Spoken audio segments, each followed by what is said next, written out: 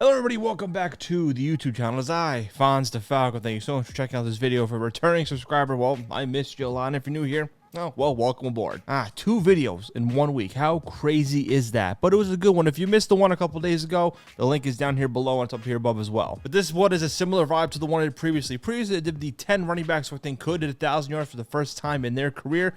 Now we're doing the wide receivers and receiving yards. That's right, for Fonz's top 10. For this one, we're doing 10 wide receivers who I think could hit the 1,000-yard mark for the first time in their career. Now, quick little recap. Last season, 2023, 28 different receivers hit 1,000 yards, with 4 of them being first-time 1,000-member clubs. And these were as follows: Puka Nacua with 1,486, Nico Collins with 1,297, George Pickens with 1,140, and Devonta Smith just making it with 1,066. Now, unlike with the running backs, I feel like there's a lot more passing now in today's NFL, so we're going to see a lot more receivers hitting 1,000 yards. I think we're going to have a good chance for a lot of them being first-time members. And this list is very simple. It's just 10 wide receivers I picked. I went to the roster, see who didn't have 1,000 yet, who I think who has the best chance, from 10 being, there is maybe a chance of my top 3 being like, yeah, they're going to crack 1,000. Now, there was actually a lot to choose from. It's hard to pick a top 10, unlike the running backs or the wide receivers. There's a full range of them, a lot of different ones on here. There's a couple of rookies that actually made this list. But again, it's very simple. 10 to 1, 10 being, they could maybe, but 1 being definitely.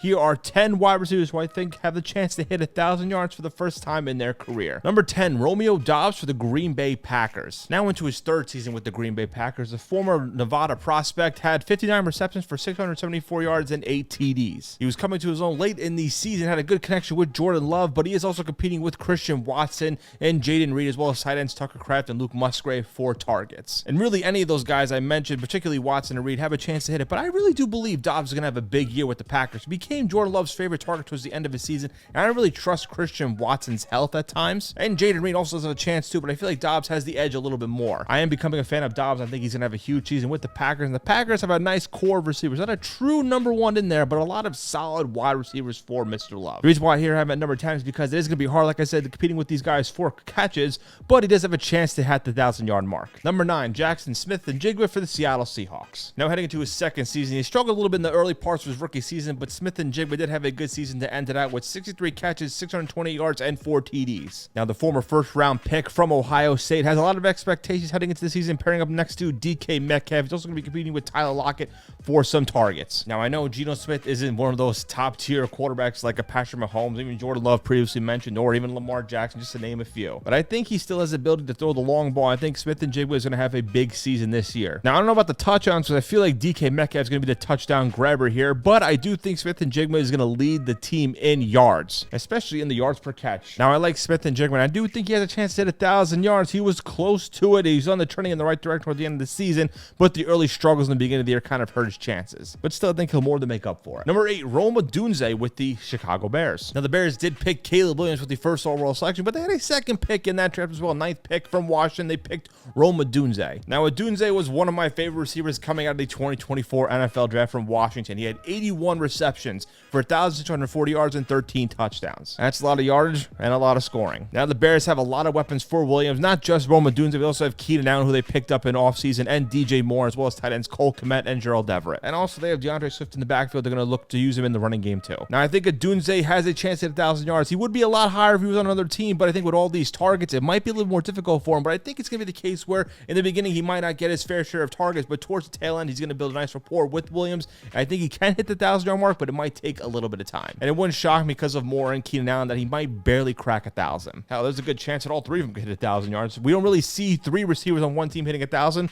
There's a good chance the Bears could do it here. Number 7, Drake London with the Atlanta Falcons. Similar to with Bijan Robinson with the running backs hitting 1,000 yards. I don't know how Drake London has not hit 1,000 receiving yards yet. But I think now in his 3rd year with the Atlanta Falcons, without the Arthur Smith offense, you now have Raheem Morris and Zach Robinson. I think London has a chance to hit the 1,000 yards with ease. Last year, he had 69 catches for 905 yards and only 2 touchdowns. Now, they did make a big signing in Kirk Cousins, so I think he's going to be a solid play for them at the quarterback spot, even though he's come back from the Achilles tear. Hell, look what he did with Justin Jefferson in those few years in Minnesota. He could do a lot with Drake London here. Now, obviously, Bijan Robinson, who I mentioned before, is going to get a lot of touches on the offense. They also have Kyle Pitts at the tight end spot, and also Darnell Mooney as their 2nd wide receiver. But with his big body play style, I think Drake London could easily hit 1,000 yards, and there's a good chance he could do that. Number 6, Tank Dell with the Houston Texans. Heading into his 2nd season, the rookie Tank Dell actually had the potential to hit 1,000 yards starts, he was on a hot streak. But unfortunately, in the middle of the season, he ended up injuring his fibula, which caused him to miss the rest of his very promising rookie season. Now, in that rookie season, he had 47 catches for 709 yards and 7 touchdowns. And this guy was a burner. He is really, really fast. I think he built a nice connection with CJ Stroud. I think that's going to continue the case here. Now, obviously, they also have Nico Collins, a fellow 1,000-yard receiver, and they brought in Stephon Diggs. And a reminder, they also have Robert Woods there too, the veteran presence, and actually also Dalton Schultz. So they're going to be competing a lot for targets, but I think Tank Dell, with his burning speed, he's going to have a lot of yards, I think, off the yards after catch. Now, it might take a while for Tank Dell, similar to the Roma Dunze situation, because they have just so many good weapons on that offense. But there's a lot of momentum with the Houston Texans. I think Tank Dell is going to be a big part of it. Number 5, Rashee Rice with the Kansas City Chiefs. Now into his second season, Rashee Rice had 79 catches for 838 yards and 7 TDs. The Chiefs' wide receiver room was just god-awful last year, but guess what? Doesn't matter because they still won the Super Bowl. Now more into his second season, I think Rashee Rice is going to have a big year and become Pat Mahomes' favorite target. Well, not named Travis Kelce. Now, Travis Kelce, I think, is still going to get his fair share of targets and catches, but he didn't hit 1,000 yards this past season for the first time in quite some time. And I think while Kelce will still get his target, I think Rice is going to be the leading receiver in that Chiefs offense. Remember, they also drafted Xavier Worthy in the first round. They still have Mecole Hardman as a gadget guy.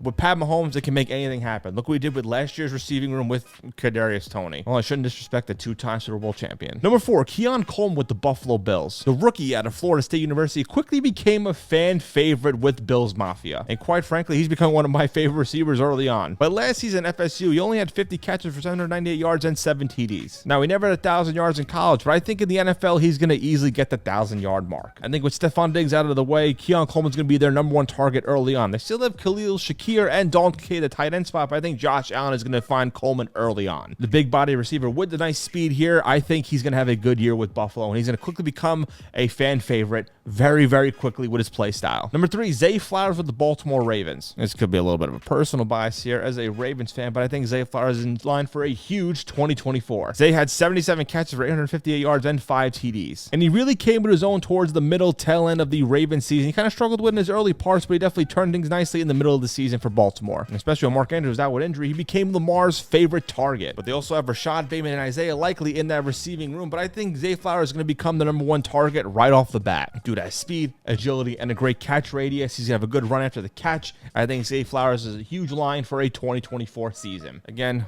might be a little bit of a homer bias here. Number 2, Malik Neighbors with the New York Giants. With the 6th overall pick in the 2024 draft, the Giants selected Mr. Malik Neighbors out of LSU, who last season had 89 catches for 1,569 yards and 7 TDs. Now the Giants, they're projected to be one of the worst teams in the NFL in 2024.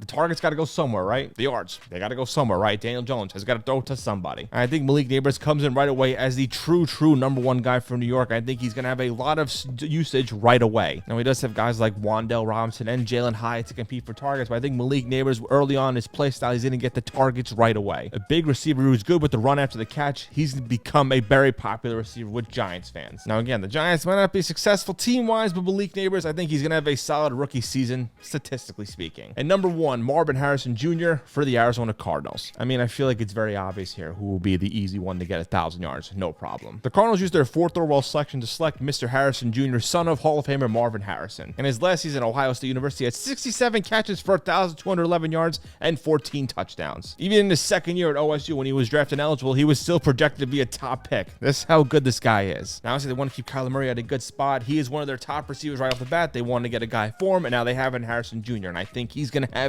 a huge year despite not even playing in the preseason, because honestly it doesn't even matter because this guy is an absolute stud. Now he does have Trey McBride at tight end and Greg Dortch and Michael Wilson to compete for targets, but come on, when you see Marvin Harrison's play, when you saw him at Ohio State, you knew this guy was going to be an absolute star off the bat. And that is my list of 10 wide receivers who I think could easily hit 1,000 yards for the first time in their career. Let me down below, which receiver do you think is easily going to hit 1,000 yards for the first time in their career? Did I miss some players? There's a lot of names I did miss on here. Did I rank one too low? Did I rank one too high? Again, let me know down below what you think. If you haven't already, definitely subscribe to the channel, Fonz the Foul. Give it a like, share it around. Check out some other past videos, some past Fonz's top 10s, a Fonz's ranking, even a Weird World Internet commentary video. I also have some shorts on this channel, some shorter, wholesome videos you definitely want to check out. You can follow my TikTok at Fonz the Falco and Instagram at Fonz the Falco as well. You also follow my jersey page where I just talk exclusively jerseys at Fonz Talks Jerseys on YouTube. The link for also is there down below. And to make it easier, all my social links are down below. But thank you guys so much for checking out this video. I appreciate all the love and support. Definitely subscribe, tell a friend, share everything, support the brand. And for that, have a good day, good night, good evening. Whenever you're watching said video,